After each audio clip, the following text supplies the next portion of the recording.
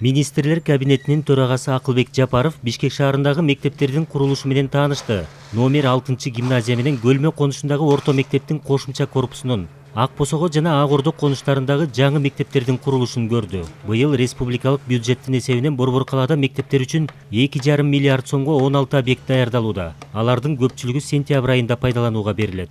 Кудай буюрса 16 объекттин 8 объекти 1 сентябрга 15 күн мурдараак тапшырабыз деп биз пландап атабыз. Анын ичинен 5-өө 12-14 сентябрда, анан 2-3 объекти баягы графиктен отставать эткен ошо объекттер. 6400 окуучу бул бир смендеги. А бизде баары 2 сменде окушат да.